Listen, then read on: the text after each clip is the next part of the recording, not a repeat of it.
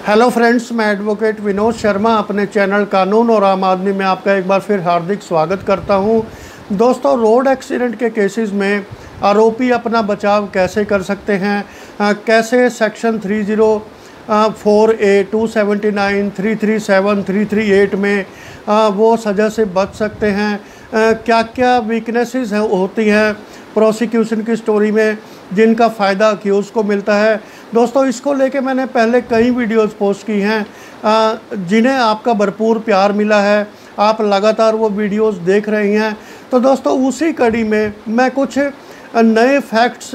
और नई प्रोसिक्यूशन की वीकनेस आज आपको इस वीडियो में बताऊंगा, जिनका डायरेक्ट फ़ायदा अक्यूज़ को मिलता है और वो सज़ा से बच सकता है, चाहे वो बेनिफिट ऑफ डाउट लेकर बचे या क्लीन उनका एक्विटल हो। तो दोस्तों, क्या है वो वीकनेसेस प्रोसिक्यूशन की, ये सब मैं आपको इस वीडियो में बताने जा रहा हूँ। तो दोस्तों, वीडियो शुरू करने से पहले हमेशा की तरह मेरी आपसे रिक्वेस्ट है कि अगर आप मेरे चैनल पर नए हैं और आपने अभी तक चैनल को सब्सक्राइब नहीं किया है तो प्लीज़ मेरे चैनल को सब्सक्राइब करें, वीडियोस को लाइक करें, शेयर करें और बेल आइकॉन का बटन भी ज़रूर प्रेस करें ताकि आने वाली वीडियोस का नोटिफिकेशन आपको उसी वक्त मिलता रहे। तो दोस्तों, हमारा मकसद ये होता है, क्योंकि रोड एक्सीडेंट अक्सर घटित होते हैं सड़कों पर, तो हमारा मकसद ये होता है कि जो अक्यूज़्ड है हो सकता है उसकी गलती ना हो कई बार, लेकिन यहाँ पर एक रूल होता है इंडिया में कि हमेशा जो बड़ा व्हीकल है उस पर केस दर्ज किया जाता है, चाहे उसकी गलती हो या ना हो। तो ऐसे में अक्यूज़ को पता होना चाहिए कि वो उसका बचाव कैसे हो, और यही इसी प्रयास के चलते मैं आपके लिए ये वीडियोस लेके आ रहा हूँ। तो दोस्तों, आज की वीडियो में मैं आपको 9 ऐसे वीकनेसेस बताऊंगा प्रोसिक्यूशन की, यानी कि ऐसी खामियां केस के दौरान, एविडेंस के दौरान, जिनका फ़ायदा अक्यूज़ को मिलता है और उसका सज़ा से बचना निश्चित तौर पर तय है, उसको जो है सज़ा नहीं हो सकती। तो दोस्तों, वीडियो शुरू करते हैं। इसमें पहला पॉइंट है कि कंप्लेनेंट को अगर प्रोसिक्यूशन विटनेस के तौर पर पेश ना करे, यानी कि जिसके साथ एक्सीडेंट हुआ है, यानी कि जो कंप्लेनेंट है केस में, अगर पुलिस उसको मटेरियल विटनेस के तौर पे पेश ना करे, कोर्ट में उसकी गवाही ना हो, तो इसका जो प्रोसिक्यूशन का केस है वो बहुत ही कमज़ोर हो जाता है, बहुत ही सस्पिशियस हो जाता है, जिसका फ़ायदा अक्यूज़ को मिलना तय है। दूसरा दोस्तों, इसमें पॉइंट है कि अगर मान लो कोई एग्जामिनेशन चीफ है, जैसे कंप्लेनेंट हो सकता है, या कोई दूसरा विटनेस है जो एग्जामिनेशन इन चीफ बनना चाहता है, यानी कि जो प्रमुख गवाह होता है प्रोसिक्यूशन का, वो उसके बयान में कंट्राडिक्शन हो, अक्यूज़ को जो है पकड़े जाने को लेकर, या उसने अक्यूज़ को कब देखा, कहाँ पे देखा, कैसे देखा, इसमें अगर कंट्राडिक्शन है तो तब भी उसका फ़ायदा अक्यूज़ को मिलता है। जैसे मैं एक आपको एग्जांपल देता हूँ कि अगर कोई एग्जामिनेशन इन चीफ ये कहे कि उसने अक्यूज़ को ऑन द स्पॉट देखा है जहाँ पर एक्सीडेंट हुआ है, और जबकि क्रॉस एग्जामिनेशन में वो कहे कि वो उस टाइम बेहोश हो गया था और बाद में जो है हॉस्पिटल में आने के बाद उसको होश आया, तो ये बहुत बड़ा कंट्राडिक्शन है जिसका फ़ायदा अक्यूज़ को मिलता है और वो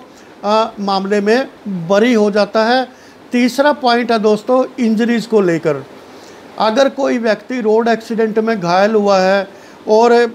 उसको जो है इंजरीज़ हैं, अगर वो अपनी क्रॉस एग्जामिनेशन में या अपनी एग्जामिनेशन में इंजरीज़ को बताए कि मान लो हेड इंजरी हुई है, या मुझे जो है आर्म इंजरी हुई है, लेग इंजरी हुई है, लेकिन अगर बाद में जो है कोई और विटनेस बताए कि हेड इंजरी नहीं हुई थी, आर्म इंजरी नहीं हुई थी, लेग इंजरी नहीं हुई थी, माइनर इंजरीज हुई थी, फेस पे ब्रूजेस हुए थे, तो ये भी एक कंट्राडिक्शन है बहुत बड़ी, जिसका फ़ायदा अक्यूज़ को मिलता है और वो मामले में बरी हो जाता है। इस ऐसे पॉइंट से जो प्रोसिक्यूशन का केस है वो बहुत बुरी तरह से सफ़र करता है और बहुत वीक हो जाता है। और चौथा पॉइंट है दोस्तों कि अगर आरोपी को मौके से अरेस्ट नहीं किया गया है, यानी कि एक्सीडेंट करने वाले ड्राइवर को अगर मौके से नहीं पकड़ा गया है, तो प्रोसिक्यूशन को एक टेस्ट आइडेंटिफिकेशन परेड करवानी ज़रूरी है। वो आरोपी की पहचान करवाए, किसी भी जो है अन्य जो विटनेस है वहाँ पर उनके द्वारा उसकी पहचान करवानी ज़रूरी है कि क्या ये वही व्यक्ति है जिससे एक्सीडेंट हुआ है। और क्योंकि जब वो मौके पर नहीं पकड़ा जाता तो उसकी पहचान करवानी बेहद ज़रूरी हो जाती है। और अगर आरोपी की पहचान नहीं करवाते हैं तो केस जो है बहुत ही सस्पिशियस हो जाता है, जिसका फ़ायदा कि उसको मिलता है। तो दोस्तों इसमें पांचवा पॉइंट है, जैसे मैं आपको बताऊं कि कुछ शॉर्टकमिंग्स होती हैं, कुछ फ्लॉज होते हैं प्रोसिक्यूशन के केस में। वो क्या क्या फ्लॉज हैं वो मैं आपको बताता हूं। जैसे जो साइट प्लान है, जहां पर एक्सीडेंट हुआ है, साइट प्लान में एम्बिग्यूटी हो, यानी कि कोई भी चीज़ स्पष्ट नहीं हो साइट प्लान से, तब भी आरोपी को फ़ायदा मिलता है। दूसरा, no proper record with respect to skid marks. अगर कहीं स्किडिंग हुई है एक्सीडेंट के टाइम पे, गाड़ी स्किड हुई है, चाहे ऑफेंडिंग व्हीकल स्किड हुआ है या जो दूसरा व्हीकल है वो स्किड हुआ है, तो वो स्किडिंग मार्क्स भी प्रॉपर तरीके से उसमें आने चाहिए एविडेंस में। उनकी प्रॉपर फ़ोटोग्राफ्स होनी चाहिए ताकि और उनको जो है एक एविडेंस के तौर पर मार्क किया जाना ज़रूरी होता है। तीसरा जो है इसमें वो फ़ोटोग्राफ्स भी होनी ज़रूरी हैं जिसमें जो है जो एक्सीडेंट साइट की फ़ोटोग्राफ्स हैं वो बहुत ही क्लियर होनी चाहिए, टैलिंग होनी चाहिए, और उनको देख के ये पता चलना चाहिए कि हाँ ये वाकई में इस तरह का एक्सीडेंट हुआ है। और उससे जो है कुछ चीज़ें स्पष्ट होती हैं कि कहाँ से, कौन सी डायरेक्शन से कौन सा व्हीकल आ रहा था, कैसे एक्सीडेंट हुआ है। तो बहुत सारी चीज़ें जो है, बहुत सारा एविडेंस फ़ोटोग्राफ्स पे डिपेंड होता है। इसलिए अगर फ़ोटोग्राफ्स नहीं है प्रॉपर एविडेंस में, तब भी इसका फ़ायदा अक्यूज़ को मिलता है और वो मामले में अक्विट हो सकता है। और इसमें जो है अगर प्रोसिक्यूशन ये प्रूव करने में फेल रहे कि गाड़ी बहुत ही रैश और नेग्लिजेंट वे में चलाई जा रही थी और उसकी कोई स्पीड नहीं थी, कोई दिशा नहीं थी, कोई दशा नहीं थी, और वो जो है बहुत ही बेकाबू होकर सड़क पर चल रही थी, तो जो प्रोसिक्यूशन को ये एक एविडेंस के तौर पर ये डिस्प्ले करना होगा कोर्ट में, तभी ये चीज़ स्पष्ट होगी कि गाड़ी जो है रैश और नेग्लिजेंट वे में चलाई जा रही थी। अगर ऐसा नहीं है तो इसका फ़ायदा भी अक्यूज़ को मिलता है और वो सज़ा से बच सकता है। और दोस्तों लास्ट इसमें पॉइंट है कि प्रोसिक्यूशन का जो एविडेंस है वो इतना रिलायबल, इतना कोजेंट होना चाहिए कि वो प्राइमा फेसी तौर पे ही अक्यूज़ को केस के साथ जोड़ दे, अक्यूज़ को क्राइम के साथ जोड़ दे, उसको देख के ये लगे कि हाँ वाकई में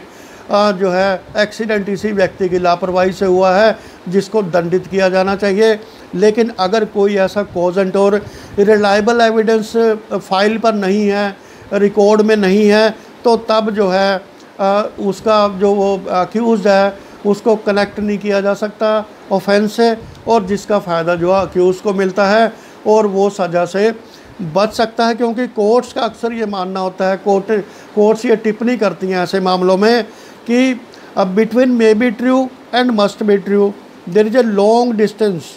which must be covered by the prosecution by legal, reliable and unimpeachable evidence। हम अक्सर कहते हैं कि इट मे बी ट्रू, लेकिन इतने से काम नहीं चलेगा। जब किसी को क्रिमिनल केस में सज़ा देने की बात आती है तो मे बी ट्रू नहीं चलता है, यहाँ पर मस्ट बी ट्रू होता है। और मस्ट बी ट्रू जो है वो प्रूव करना पड़ता है एविडेंस में, क्योंकि जो है कोर्ट्स कहती हैं कि बहुत लंबा सफ़र होता है मे बी ट्रू में और मस्ट बी ट्रू में, जिसको प्रोसिक्यूशन को कवर करना होता है सारे डिस्टेंस को, किसके द्वारा? Legal, reliable and अनइम्पीचेबल